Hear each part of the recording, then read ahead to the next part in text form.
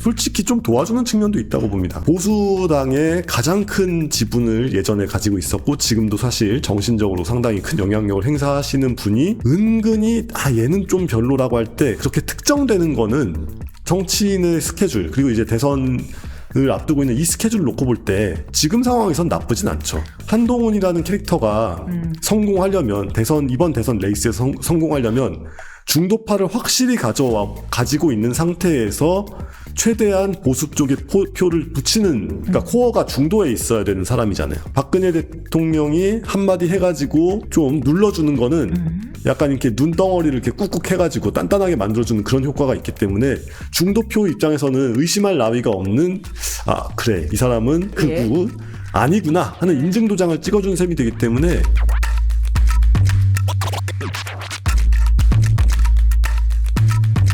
박 전 대통령이 뭐 외부 활동을 거의 하지 않죠. 예. 집에서 거의 집거 활동만 하고 계시는데 이 어제 여당 지도부를 만나셨어요. 예, 그러니까. 만난 것조차 일단 의회원들 상당히 밝은 표정으로 맞이해 주셨고 심지어 자신을 수감시켰던 윤 대통령의 수감에 대해서 예. 마음이 무겁다. 예. 당은 화합돼야 된다라는 메시지를 전한 것으로 알고 있습니다. 일단 총평을 부탁드릴게요. 총평이요. 그러니까 탄핵의 강이 이제 탄핵이 인용된다고 전제하면 두 개가 있잖아요. 그러니까 첫 번째 탄핵의 강은 확실하게 건너는 거니까 거기는 긍정적인 메시지죠. 본인의 탄핵도 했다는 것에 대해서 방금 말씀하신 것처럼 자신의 탄핵에 대해서는 이제 윤석열 대통령을 용서한다 이런 메시지를 공식화하는 거니까 첫 번째 탄핵의 강은 확실하게 건너게 됩니다. 맞네요. 게다가 그 당시에 법사위원장이 권성동이었잖아요. 예, 그러니까요. 원고를 대리했었던. 그렇죠. 네. 문제는 두 번째 탄핵의 강을 어떻게 하느냐. 네. 이게 관건인데 여기서 해석의 여지가 굉장히 넓게 정치인이니까 해석의 여지가 넓게 갈 수밖에 없는 방식으로 발언을 했다. 이렇게 볼 수 있을 것 같습니다. 해석의 여지가 넓다. 어떤 해석이 가능한가요? 그러니까 지금 중요한 메시지가 첫째로는 이제 당이 단합해야 된다. 단결해야 된다. 예. 둘째로는 당대표가 너무 그렇게 막 독자적인 플레이를 하면 안 된다. 이 두 가지였잖아요. 메시지 핵심이. 정확한 워딩을 말씀드려 보겠습니다. 집권 여당의 의원들이 소신을 앞세워서 개인 행동이 지나치면 위기 극복에 도움이 되지 않는다라는 이야기였습니다. 예. 이것이 뭐 지금 현재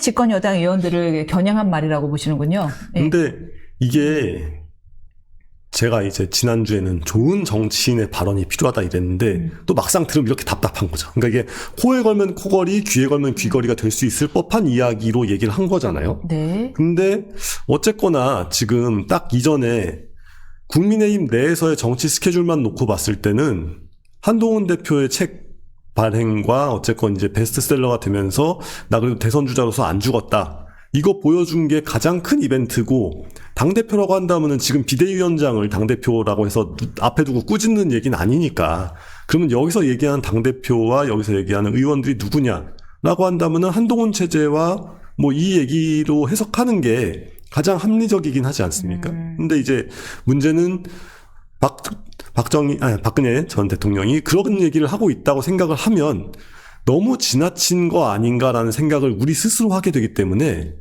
그게 아니라 그냥 뭐 편안한 일반론 아닐까? 이런 식으로 해석하고 싶은 마음이 우리 안에도 생기고 그러니까 정치인의 메시지가 사실은 원래 이 정도로 좀 두루뭉실한 측면이 있어야 본인의 이제 그 나중에 활동의 여지도 생기고 이러는 거거든요. 그런 면에서 어쨌건 오늘날 실종된 정치인의 발화를 보여줬다는 점에서는 긍정적인 평가가 충분히 가능하다. 그런데 이 발언의 내용이 앞으로 어떤 방향으로 굴러갈지는 좀 지켜보긴 해야 된다. 이렇게 얘기할 수 있겠습니다. 알겠습니다. 어떤 방향으로 돌아갈지는 봐야 된다 했는데 중요한 것은 이건 것 같아요. 지금 이 시점에 박근혜 전 대통령을 이 바쁜 지도부들이 가서 내방을 했다라는 건 분명히 정치적인 목적이 있었잖아요. 예, 그렇죠. 그거는 뭐 단합이겠지요. 예. 그 단합을 하는 데는 도움이 되겠는데 과연 이것이 정치적으로 노지 위원이 보실 때는 어떻게 보세요? 정치적으로 현명한 예방이었다고 보시는지 별로 현명치 못한 예방이었다고 보시는지. 게다가 그게 가능했던 이유가 지금 헌재 불신론이 굉장히 커져 있잖아요. 이게 반드시 탄핵 반대파뿐만이 아니라 시민사회 전반에 탄핵이야 되지만 헌재도 못 믿겠다. 그리고 선관위가 부정선거를 했다고는 생각하지 않는 사람들도 채용비리건 막 터지고 거기다 이제 감사원이 감사하는 거를 헌재가 안 된다고 하고 막 이러면서 시스템 전반에 대한 불신이 굉장히 커지고 있는 상태죠. 부정은 모르겠지만 부실은 알겠다. 예, 뭐 그런 식으로 네. 그런 분위기가 팽배하고 있는 이 상태이기 때문에 박근혜 전 대통령 예방이 가능했다고 생각합니다. 오, 왜요? 네. 왜냐하면은 네. 여기 이제 나중에 질문에도 써있지만 조금 진도를 빨리 나가보면 우리가 처음 박근혜 대통령 탄핵했을 때 그때만 해도 헌법재판소와 이 여러 가지 시스템에 대한 그 자체에 대한 이의를 제기하지는 않았잖아요. 그러니까 이제 어쨌건 탄핵은 그냥 있는 그대로 받아들인다. 그러다 보니까 이제 그 탄핵을 주도했던 그 당시에 이제 여당 내에서 탄핵을 주도했던 김무성, 유승민 의원에 대해서 이제 모든 책임이 이제 그쪽으로 확 쏠려가고 뭐 이런 식으로 흘러갔지 않습니까? 그런데 지금은 사람들이 윤석열 대통령을 지지해서가 아니라 국가 시스템 자체에 대한 불신도가 커져 있기 때문에 탄핵 반대 여론이라는 게 이제 그 아주 속수가 아니라 상당수가 이제 나오고 있다고 전제를 했을 때는 그러면은 여기서 물론 박근혜 전 대통령 본인은 자기 입으로 그런 말을 한마디도 하지 않았지만 약간의 그 본인의 억울함에 대한 호소가 없다고 할 수는 없죠. 근데 이제 그런 말을 절대 자기 입으로 하지 않는다는 게 정치적 단수를 가르는 얘기 같은데요.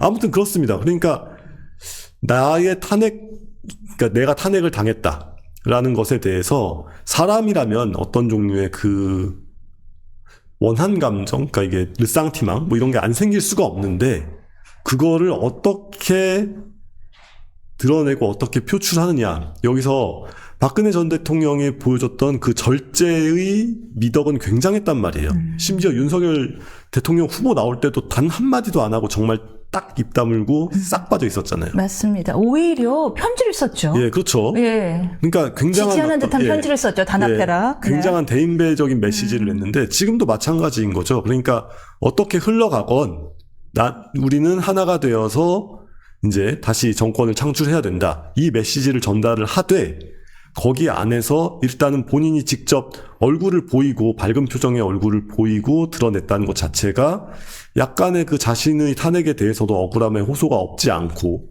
그리고 가급적이면 탄핵 찬성보다는 탄핵 반대 세력이 좋겠다는 식의 뉘앙스를 충분히 흘리고 있다고는 생각할 수 있지만 네. 그렇다고 해서 콕 찍어서 누구라고 해석할 수 있을 만한 말은 또 단 한마디도 하지 않았잖아요. 그게 이제 왜냐하면은 아까 얘기한 것처럼 지금 한동훈 후보라고 해서 당대표도 아니고 후보도 아니지만 심지어 의원도 아니에요. 네, 의원도 아니고 게다가 비상대책위원회 상태니까 비대위 상태니까 당대표가 누군지도 없는 상태에서 당대표가 그런 건 좋지 않다라는 말은 굉장히 이제 선문답 같은 얘기가 되는데 그 정도를 얘기를 함으로써 어쨌건 본인이 의도한 바는 대충 다 달성했다고 봅니다. 약간 이렇게 그 얘기 한 다음 날 되게 편하게 잠이 오지 않았어요. 두 다리 쭉 뻗고 나는 할 말 다 했다. 나를 탄핵시켰던 그 예. 사람들에 대한 원망도 예. 어느 정도 표출하고 그쵸. 해석은 여러분들의 몫이고 예. 뭐 내가 요즘에 대한 이야기도 한 거고 옛날에 대한 내 원한도 예. 어느 정도 얘기한 거고 라는 말씀은 알겠는데 자 한동훈 대표에 대한 넌지읒이 한동훈 대표에 대한 대표도 내포한 것이라고 할 때 예. 근데 한동훈 대표 입장에서는 다소 억울한 마음도 있을 것 같아요. 억울도 하고 예. 솔직히 좀 도와주는 측면도 있다고 봅니다. 아 어떤 점에서요? 예. 그러니까 언제나 정치의 여러 가지 원칙 중에 하나는 무풀보다 악플이 낫잖아요. 네. 그러니까 이건 누가 봐도 한동훈을 저격한 말이다라고 사람들이 생각하게 해주는 것 자체가 예. 안 도와주는 건 아니거든요. 그래서 오히려 관심을 집중시켜줬다. 예, 그렇죠. 그러니까 지금 어쨌건 그러니까 반탄핵 계열에서는 지지율이 높아지다 보니까 김문수 장관이라든가 뭐 이런 식의 후보들이 막 거론되고 있는데 지금은 약간 군웅할거하고 있잖아요. 그러니까 탄핵 찬성 내지는 탄핵을 불가피한 걸 받아들여야 된다는 입장 쪽에서는 다들 10%가 안 되는 지지율로 올망졸망하게 막 싸우고 있는 상황인데 이런 상황에서 보수당의 가장 큰 지분을 예전에 가지고 있었고 지금도 사실 정신적으로 상당히 큰 영향력을 행사하시는 분이 은근히 얘는 좀 별로라고 할 때 그렇게 특정되는 거는 정치인의 스케줄 그리고 이제 대선을 앞두고 있는 이 스케줄 놓고 볼 때 지금 상황에선 나쁘진 않죠. 그러니까 중도파에는 어필하는 면이 있을 것이다. 그렇죠. 예. 게다가 한동훈이라는 캐릭터가 성공하려면 이번 대선 레이스에서 성공하려면 중도파를 확실히 가지고 있는 상태에서 최대한 보수 쪽에 표를 붙이는, 그러니까 코어가 중도에 있어야 되는 사람이잖아요.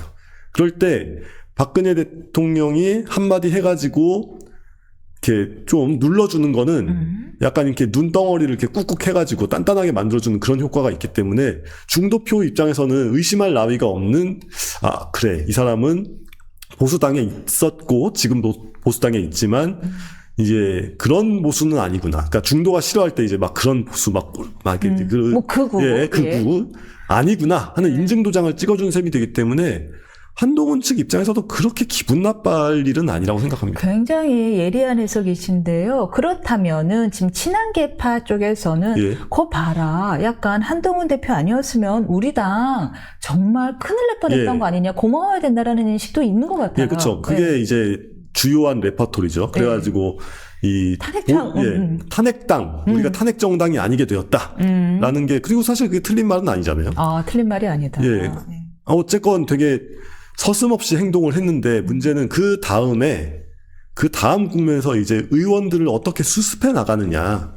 여기서 어떤 그런 초인적인 인화력 같은 게 있었다면 아마 완전히 국면이 달라졌을 겁니다. 근데 이제 신이 다 주진 않았군요. 예. 내가 정말 뭐 여러 가지를 다 지금 여러 장면들이 막 스쳐 지나가죠. 머릿속에서. 내가 기억했습니다. 예, 그렇죠. 그러니까 그런 발언들로 상처를 주지만 않았어도 지금 입지는 훨씬 좋았을 것이고, 그게 아니었어도 훨씬 더 사람을, 그러니까 자기 편을 어떻게든 더 끌어오려고 노력하는 그런 모습의 중도 후보라면 아직도 더 승산이 있다고 생각을 하는데, 그런데 지지율은 지지부진해요. 중도파에서는 계속해서 국민의힘 쪽 지지자는 다 빠져버리고요. 그게 이제 중도라는 표에 가지고 있는 가장 큰 약점이 그건 것 같습니다. 그러니까 결정할 힘은 있는데, 선거 결과를 결정할 힘은 있는데, 이 사람들 자체가 자신들의 의제로 뭉쳐있는 표가 아니기 때문에 그거를 완전히 자기 미천으로 삼아가지고 정치를 시작하기엔 또 곤란한 표죠. 이게 미천으로 삼킨. 그러네. 그러니까, 뭉쳐지지가 않으니까. 정치인의 표라는 게 되게 이중적인 측면을 가지고 있는 게, 코어가 단단하면 단단할수록 이 주변에 부가적인 표를 붙이긴 어려워져요. 왜냐하면은 이제 예를 들어서 우리가 그걸 확정성이 없다라고 표현하는 거죠. 민주당 구민주당의 DJ의 표 같은, DJ가 가지고 있었던 호남표 단단하게 뭉쳐 있었잖아요. 진짜 어떤 일이 생겨도 DJ를 찍어주지만, 그렇기 때문에 다른 지역 사람들이 찍기에는 뭔가 다른 서사와 다른 논리가 더 필요하고 결국에는 DJP 연합을 해서야 정권을 가져올 수 있었잖아요. 그렇네요.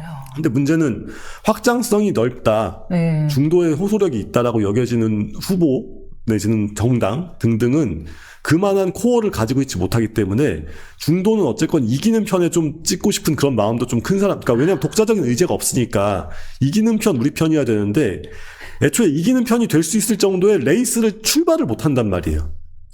되게 예리한 얘기다. 그러니까 사상누각이네. 그렇죠. 그러니까 그 두 가지를 어떻게 조합하느냐가 관건이고, 거기서 이제 한동훈 후보가 이제 한동훈 전 대표가 후보로 나온다면 거기서 관건이 갈린다고 할 수 있는데, 그러다 보니까 지금처럼 되게 무난하게 그러니까 이게 지금 뭐 책 한 번 나온 다음에 뭐 행보해도 별로 지지율 안 오르고 이러면 흐지부지 될 상황에서 마치 보리 싹 밟아주듯이 밟아주는 거는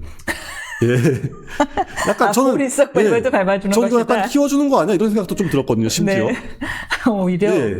아니 다른 그 누구도 특별한 언급이 없단 말이에요. 심지어. 오히려 지금 존재감이 사라지고 있는 상황에서.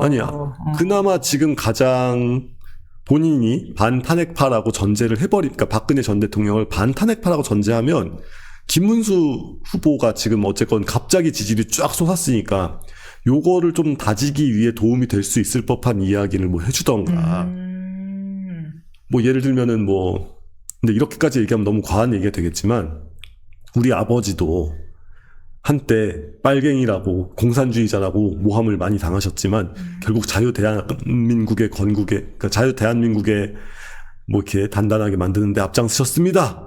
라고 얘기를 하면은 그것은 전직 운동권인 누군가에게 굉장히 힘을 실어주는 발언이 되죠. 그리고 김문수 장은 자타공인 전 운동권 출신이잖아요. 그러니까 뭐 이런 식으로 다른 누군가한테 이걸 할 수 있는 게 있었는데 구체적으로 언급된 사람이 한동훈밖에 없어요. 그러니까 물론 이거는 죽이기다 이렇게 생각할 수도 있지만 어차피 정치인이라는 게 이게 무난한 인생을 살기 위한 사람들을 위한 직업이 아니잖아요, 이게. 그러니까 곤란한 일이 계속 생겨야 그걸 곤란을 극복해야 커지는데 곤란한 일을 만들어 준 거는 좀 한동훈계 입장에서 한동훈 본인 입장에서 뭐 나쁘지 않다라고 생각을 해야 되지 않나. 새로운 해석이고 흥미로운 해석인데 그러니까 떠오르는 한 정치인의 이야기가 왜 흔히들 얘기하잖아요. 정치인들은 부고뉴스도 좋아한다고요. 예, 그렇죠. 예, 아니 부고뉴스 빼곤 다 좋아한다. 예, 그렇죠. 자기 부고만 안 되니까. 그런데 한 정치인 말 틀린 얘기를 해요. 부고뉴스도 좋아한대요. 왜? 정정 기사가 나오기 때문에. 그렇죠. 약간 그런 느낌이어서 네. 되게 어쨌건 선거의 여왕이라 불리던 분의 감각이 뭔가 죽진 않았구나. 그러니까 선거 나오고 이런 메시지를 하면은 그때는 진짜 완전히 아사리판이 되기 때문에 그때는 제가 이제 듣기로 제가 막 지난번에 열변을 토했지만 어쨌건 당내에서는 경선 준비를 하고 있다고 하더라고요. 새로 사람도 이렇게 모으고 뭐 해가지고 경선을 하려고 한대요. 그게 막상 시작된 상태에서 박근혜 발언이 나는 게 나와버리면 얼마나 공격하기 좋겠어요. 지금도 민주당에서 그 얘기 딱 나오니까 이명박근혜 시대로 회귀한 거 아니냐, 뭐 그래봤자 극우의 손을 들어줬다, 뭐 이런 식으로 막 뭔가 욕을 하려고 하지만 이게 별로 그렇게 딱히 이 힘을 받지 못했는데 박 전 대통령 입장에서는 그렇죠. 지금 선고 나오기 전에 마지막 그 변론까지 했고 선고 나오기 직전 이 정도 타이밍이 제일 좋았고 이때 어쨌건 본인도 약간의 한풀이를 하면서 적당히 이렇게 나의 정치적 존재감을 표현을 하면서 한 것 자체를 그거는 뭐 나쁘게 평가할 일은 아니라고 생각합니다. 그렇군요. 그리고 뭐 틀린 말은 아니잖아요. 단결해야죠. 선거에서 이기려면 단결해야죠. 뭐 틀린 말 아니니까. 박 대통령이 참 이런 멘트를 잘 하세요. 예, 그러니까, 필요한 말을 하시면서 이렇게 약간 이여령미여령 하는 말씀을 그렇죠. 잘 하세요. 그러니까 이게 정치인이셨어요. 옛날에 이제 정치 메시지라는 게 방송도 그렇게 활성화되지 않아서 정치부 기자들이 이게 써서 하던 그런 시절의 메시지 전략인데 뭐 올드스쿨이니까 옛날 분이니까 그걸 갑자기 이제 요즘 방식으로 할 수도 없고 요즘 방식으로 굉장히 많은 메시지를 내는 정치라는 게 가지고 있는 리스크도 있으니까 어쩔 수 없다고 보고 어쨌건 우리는 그 주어진 메시지가 나왔을 때 그걸 해석을 해야 되는 거잖아요. 그걸 해석해 볼 때 뭐 비난할 여지가 있나 하는 생각은 좀 듭니다. 그 극우라는 표현이 나와서 여쭤보는 건데 민주당에서 이제 국민의힘과 그리고 탄핵 반대파들을 이제 극우로 계속 이렇게 지칭하고 있잖아요. 네. 극우라고 하고 이번 박근혜 대통령이 예방한 거에 대해서도 또 극우라는 메시지를 냈는데 여기에 대해서 국민의힘이 아니 광장을 가득 메운 사람들의 열망을 극우라 매도할 수가 있느냐라는 이야기를 했어요. 이번에 3월 1일 정말 양찬반 인원들이 막 각 도로를 가득 메웠단 말이에요. 그 사람들의 열망에 대해서는 어떤 마음이 읽혀지던가요? 근데 사실 논리적으로만 따지면 네. 광장을 가득 메웠다고 해서 극우가 아니라고 할 수는 없죠. 뭐 극우가 광장을 가득 메울 수도 있으니까. 그렇죠. 가능합니다. 예. 근데 논리적으로 그렇다는 얘기고 어쨌건 계속 말씀드리는 것처럼 그 집회에 나오는 모든 분들이 다 이렇게 막 뭐 부정선거, 사기 탄핵 이런 의제에 다 동의한다고는 생각하지는 않습니다. 오히려 지금 가장 극명하게 드러나고 있는 거는 시스템 전반에 대한 불신이고 특히 사법 시스템에 대한 불신이 팽배해 있기 때문에 사람들이 진보에 비해서 보수는 어쨌건 광장의 정치에 좀 덜 친숙하잖아요. 그런데 그 교회, 그리고 이제 어쨌건 그 교회에서 동원하는 분들도 꽤 있다고 쳐도 그렇지 않은 사람들이 자발적으로 참석하고 있는 걸 제가 꽤 많이 보고 있기 때문에. 그러니까 죄다 동원됐다고 볼 것도 아니에요. 예, 그렇죠. 네. 그러면 이들의 동력이 뭐냐라고 했을 때 제가 알고 있는, 그러니까 저의 그 레이더망 안에서의 결론은 이거는 체제에 대한 어떤 불신과 선관위도 결국에는 이제 판사들이 많이 가가지고 일을 하고 있고, 헌재도 판사들이 가서 일을 하고 있고. 아니에요. 판사들이 가서 저기 선관위원장을 맡고 있긴 하신데요. 예? 거의 안 나오세요. 아, 그러니까. 거의 안 나오세요. 사무총장이 주된 일을 하십니다. 예. 그래서 이번 사무총장 세컨폰드 얘기가 나왔잖아요. 예. 실세는 사무총장이고 그냥 뭐 자리만 맡고 계신 겁니까? 그러니까 예. 판사를 안 치는 게 네. 우리가 이제 판사에게 그 기대하는 어떤 역할 같은 게 있는 공정성. 거고, 예, 그런 거를 수행하라고 하는 거고, 그게 불신이 오면은 그러니까 판사라는 게 판결문을 통해서 너는 왜 감옥에 가야 되는가? 너는 왜 돈을 갚아야 되는가? 이런 걸 설명하는 직업이잖아요. 원래는. 근데 우리나라 판사분들이, 저도 그 친구들 중에 판사도 있고 뭐 하지만 좀 너무 구름 위에서 살고 있지 않나 싶습니다. 그러니까 판사가 판결문을 통해서 그 안에 막 복잡한 법 논리와 뭐 이렇게 어려운 한자와 이런 게 들어간다고 해도 결국에는 국민이 납득할 수 있는 설명을 해서 그 사람이 법의 시스템에 복종하도록 만드는 게 판사의 역할인데, 그게 아니라 그냥 원래 판결 이렇게 해왔으니까 뭐 근데 좀 분위기 좀 그러니까 이 판결 좀 이렇게 할래, 이런 식으로 해왔던 게 아닐까? 그러니까 사법 시스템 전반에 대한 불신이 너무 좀 팽배하게 깔려 있다 보니까, 그러니까 지금 탄핵 반대 여론 같은 게 힘을 받는 것이다. 특히 10대, 지금 10대까지 나온다는 얘기가 있는데, 예. 10대, 20대, 30대는 그 불신이 좀 더 클 거예요, 영향력이. 물론 저도 이제 언론 쪽에서 많이 일을 하고 칼럼도 많이 쓰고 하다 보니까 특정하게 좀 튀는 판결이 나오거나 아니면은 판결이라는 게 원래 그렇게 나올 수밖에 없는 이유들이 있거든요. 그런 걸 설명 안 하고 언론에서 좀 과장하고 부풀려서 사법 불신을 좀 조장하는 측면이 있다는 것도 이해를 합니다. 근데 그러면은 거기에서 판사분들이 막 기회만 되면은 무슨 뭐 예능 나오려고 하지 않나, 자기 칼럼 쓰려고 하지 않나, 막 감성 에세이 같은 거 쓰려고 하지 않나, 이런 걸 할 게 아니라 판사에게 주어지는 역할을 충실하게 수행한 판사가 과연 얼마나 있냐 이거예요. 아까부터 계속 얘기하고 있지만 판결문은 국민 중에 보통 교육을 받은 사람이라면 누구라도 읽고 이해하고 심지어 그 판결문이 나한테 불리한 거라고 해도 납득할 수 있는 글을 만들어야 됩니다. 근데 지금 물론 납득 안 하겠다고 작정한 사람을 납득시키는 건 불가능하지만 윤 대통령과 그 지지층들이 탄핵 결정문이 어떻게 나오건 그걸 납득을 하겠냐고요.